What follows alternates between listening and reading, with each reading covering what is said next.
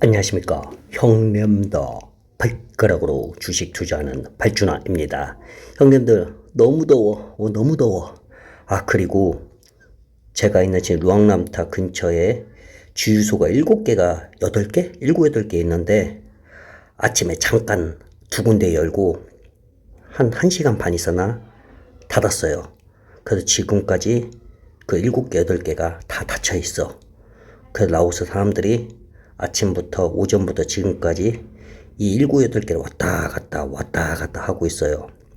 제가 있는 게스트하우스는 출근하는 사람들이 거의 없고 한두 명은 뭐 장사하는 사람인데 용달차 아침 하나 갖고 새벽에 하나는 멈춰 있고 왜 안 가냐더니 기름이 없대요.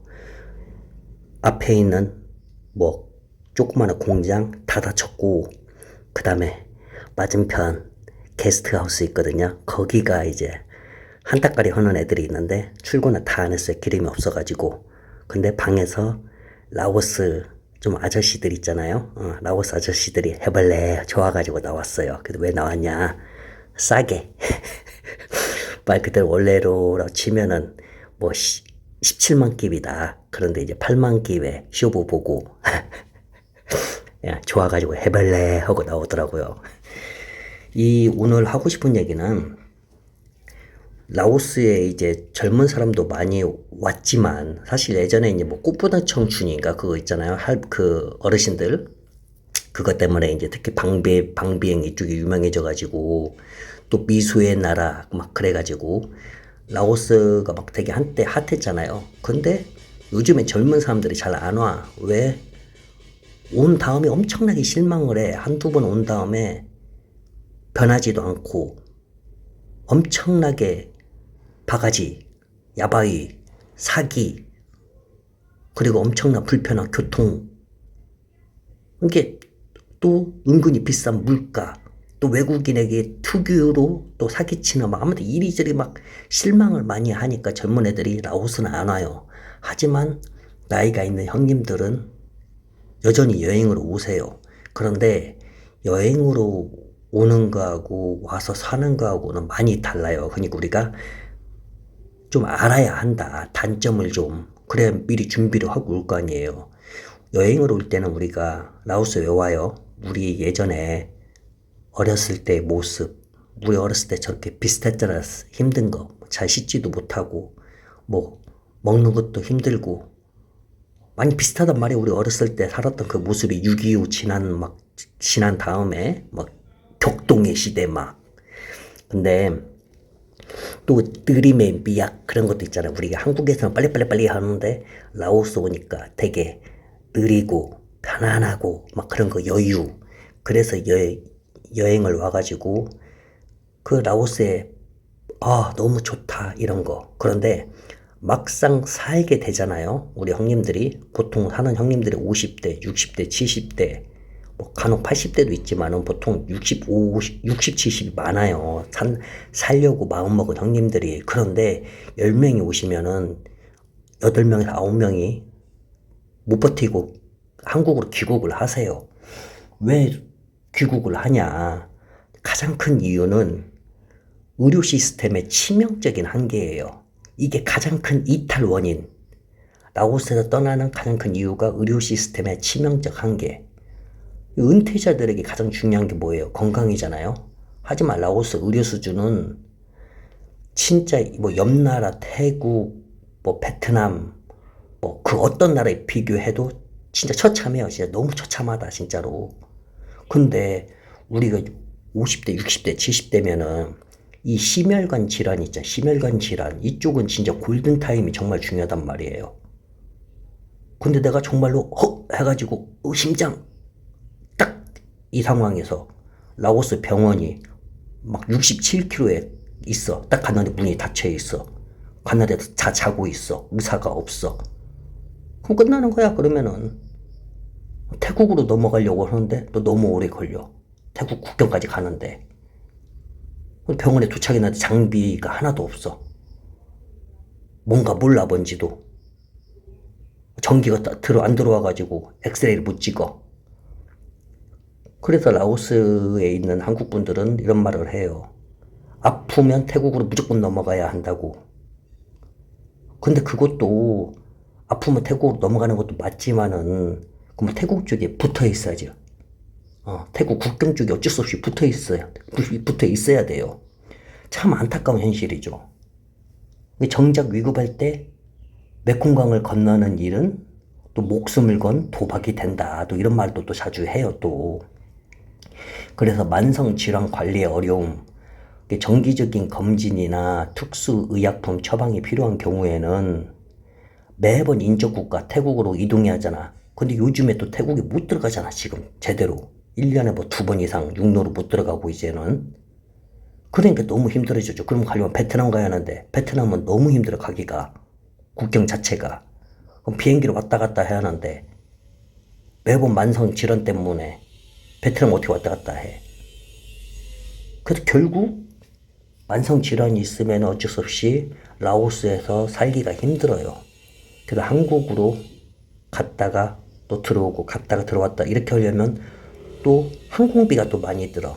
맞잖아요. 그래서 가장 좋은 방법은 한국에서 약을 한 1년치 타오든지 아니면 한국에 있는 약을 라오스에도 있는지 확인을 무조건 해봐야 돼요. 라오스처럼. 왜냐면 라오스도 제네릭 같은 경우 복제약 이런 것들이 있는 데도 있어요. 물론 약국마다 가격이 다 달라요. 그래서 다 돌아다녀 봐야 돼.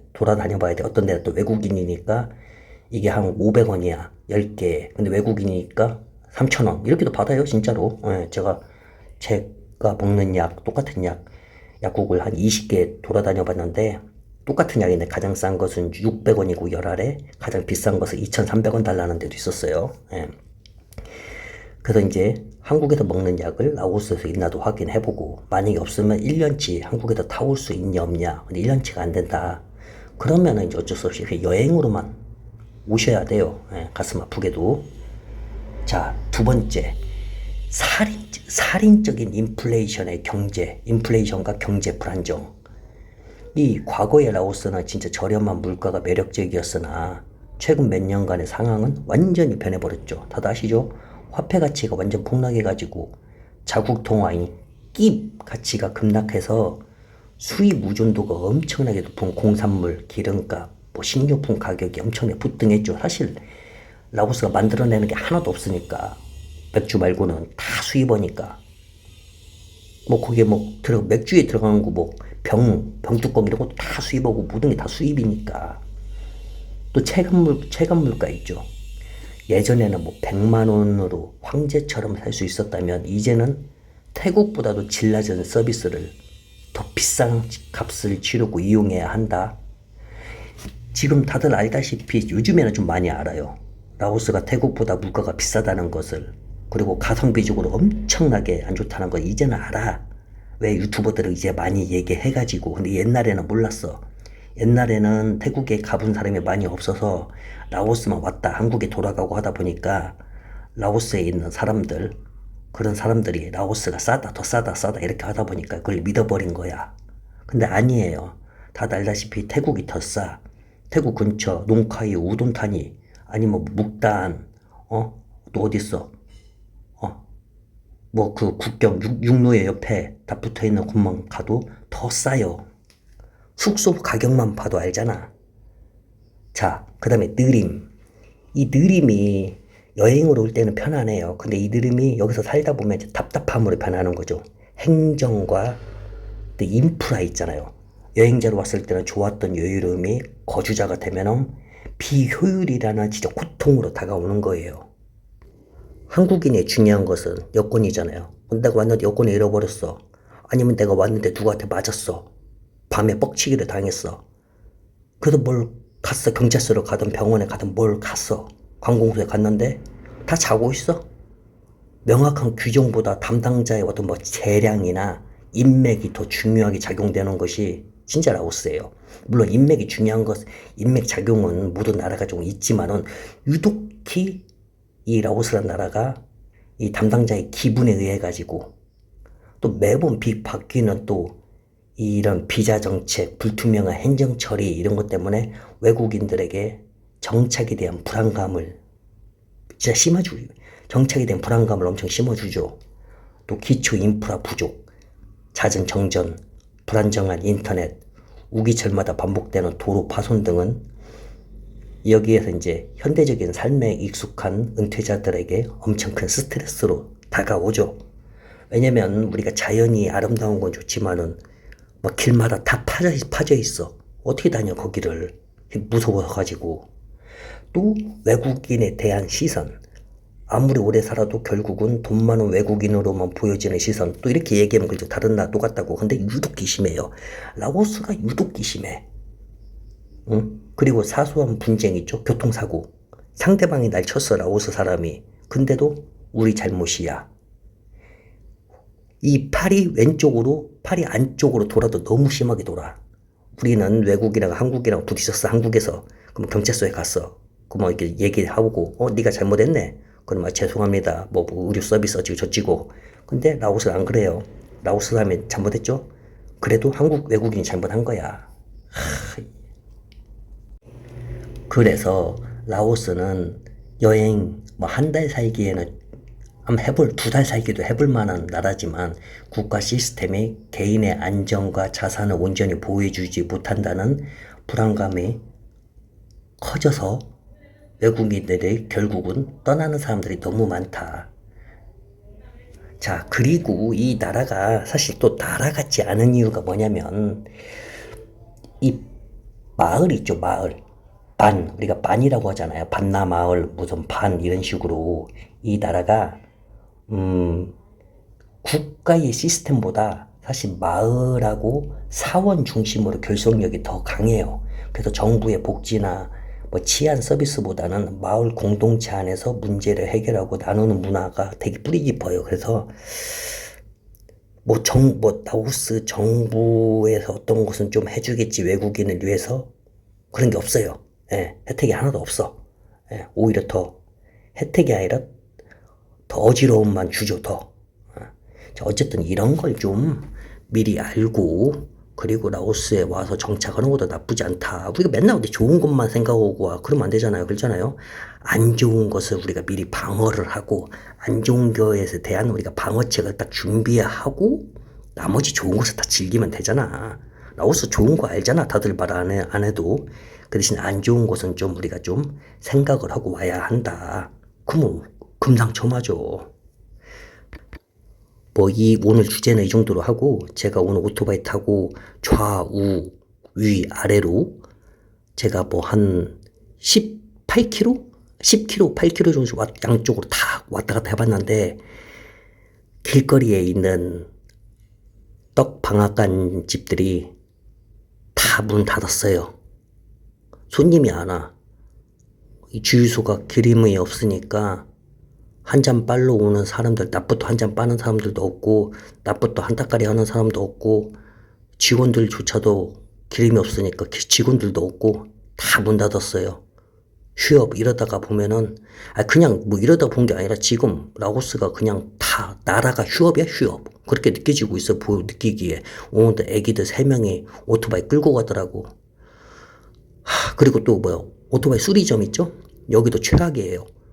오토바이가 막 땡땡땡 땡기고 막 가도 부딪히기도 하고 사고도 나고 막 바퀴도 펑크 나고 해야 고칠 거 아니야. 오토바이를 못 타고 다니니까 기름이 없으니까 수리점도 문 닫고 그나마 그 어디야. 그 전기 오토바이 있죠? 여기는 좀 괜찮더라고요. 많이 팔더라고. 예. 이 라오스 사람들이 버티다가 못 버텨가지고 끝내는 전기 오토바이 이쪽으로 좀 넘어가더라고요. 근데 한 번에 돈 내는 거 말고 또 한 번에 돈 내는 것도 있고 이렇게 약간 어떻게 뭐래. 그 분납으로 해가지고 아는 사람 쪽으로 이렇게 분납으로 해서 사는 사람도 있더라고요. 아무튼 이랬든 저랬든 어지럽습니다. 이 나라는 정말 어지럽다. 근데 이 어지러움이 나름 또 재미있다. 제 친구는 너무 재미있대요. 제 친구 하는 말 자기가 잘 왔대요. 야는 진짜 선수예요. 야는 완전 선수다. 필리핀에서 어떻게 확실히 필리핀에서 살아서 그런가 지가 베트남에서 가지고 온 장갑 있죠? 장갑을 한 3분의 2는 다 사용했어요. 와가지고 이 라오스에 들어와가지고 그냥 이쪽 업소 말고 그냥 길거리에서도 쉽게 해가지고 한따까리 하고 오고 한따까리 하고 오고 아우 역시 달라. 달라. 난 무서워서 못하는데 저는 약간 좀 무서움이 좀 있거든요. 저는 막 장갑을 한 6개 껴버려야 돼. 아, 무서워. 자, 어쨌든 좋은 날 되시고. 덥네요. 저도 이제 씻고 침대에 올라가서 영화 좀 보고 좀 자려고요. 그러면 또 좋은 날 되십시오. 빠! 내일은 여자 이야기로.